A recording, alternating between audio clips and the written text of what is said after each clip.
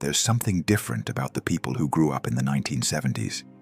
You notice it in the way they handle pressure, the calm they bring into chaos, the quiet confidence that seems unshakable, while today's world prides itself on control and constant surveillance.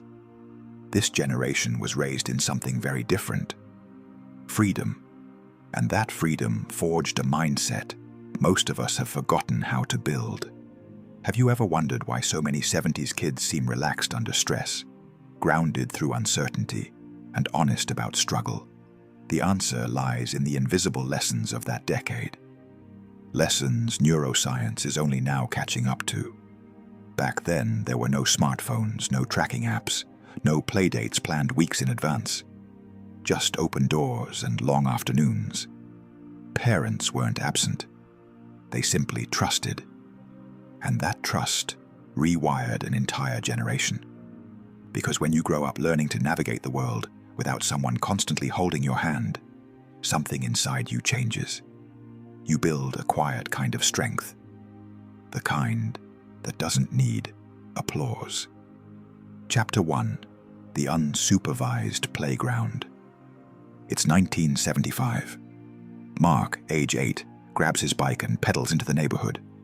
His mom just said, "Be home before dinner." That's it. No adult supervision, no one telling him what game to play or how to play it. By noon, he's deep in the woods with friends, using sticks as swords and branches as forts. When a fight breaks out, they argue, push, make up, and move on, all without an adult stepping in. When someone trips and scrapes their knee, they find a leaf big enough to wipe the blood, call it battle damage, and keep playing. Psychologists now call what Mark and his friends were doing developing executive function, the ability to plan, adapt, and solve problems without guidance.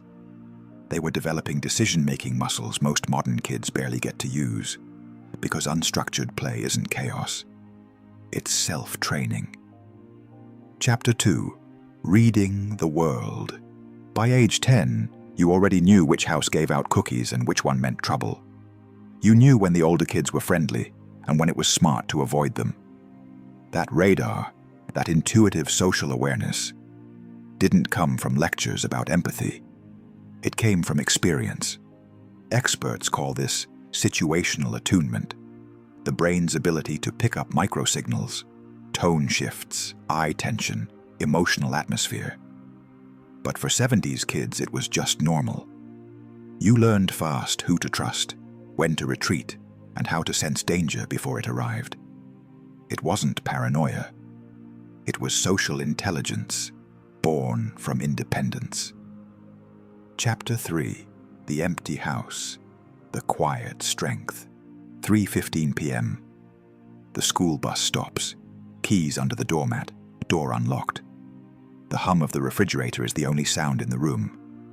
Lucy, age 11, makes herself a sandwich. No one's there to remind her. Then she starts her homework, flips on the TV, or calls a friend. Landline, of course. Those empty afternoons weren't lonely. They were training. She was proving day after day that she could take care of herself.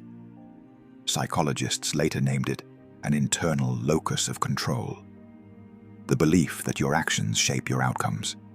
But Lucy didn't need a study to confirm it. She lived it.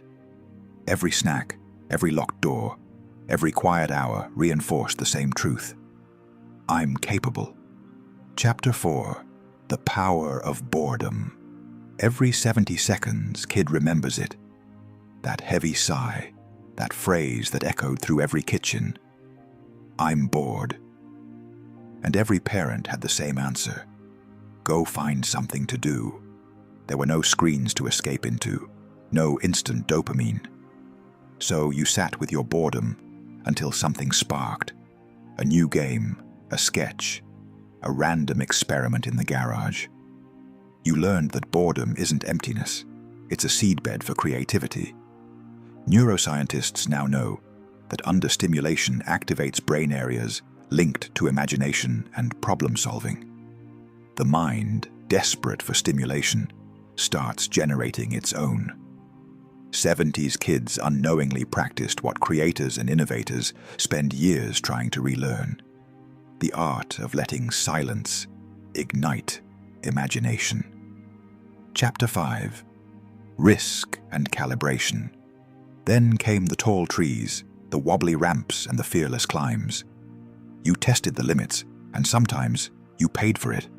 Scraped knees, broken wrists, bruised egos. But each scar was a teacher. You learned firsthand the difference between dangerous and challenging, between real risk and imagined fear. This direct calibration built something extraordinary, an instinct for calculated risk-taking. Psychologists today describe it as a calibrated risk system. You might call it common sense. Either way, it's the reason this generation tends to stay calm in crises. They spent their childhoods in small-scale danger, learning where the edge truly is. Chapter 6. Sitting with feelings. Picture this. You're lying on your bed after a bad day. Maybe someone insulted you. Maybe you failed that math test. There's no texting, no posts, no digital escape hatch, just your thoughts and the ceiling. So you stayed there, angry, embarrassed, sad. And slowly, the wave passed, without distraction, without validation.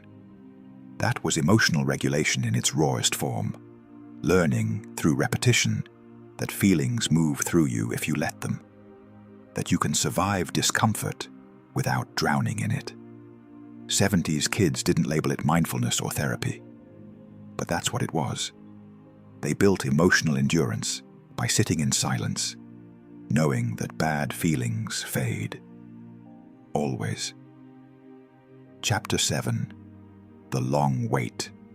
If you grew up then, you remember the art of waiting, counting the days until Saturday morning cartoons, the weeks between new episodes, the long ache of anticipation before Christmas morning. And somehow, waiting made the reward 10 times sweeter. The modern world runs on instant gratification, but 70s children were wired for patience. Their dopamine cycles developed slower, more sustainably. Delayed reward became normal. It's no coincidence that people with this early pattern show better focus, lower addiction rates, and higher perseverance later in life. They lived daily practice in restraint, naturally. Chapter 8. Falling and Rising. Every scraped knee, every red C on a report card, every failed tryout. Each was a mini lesson in recovery. No participation ribbons, no adults rushing in to cushion the blow. You failed, felt the sting, and got back up. And that, right there, built resilience. You didn't crumble because you were never protected from falling. You learned what every psychologist tries to teach today: that failure isn't identity.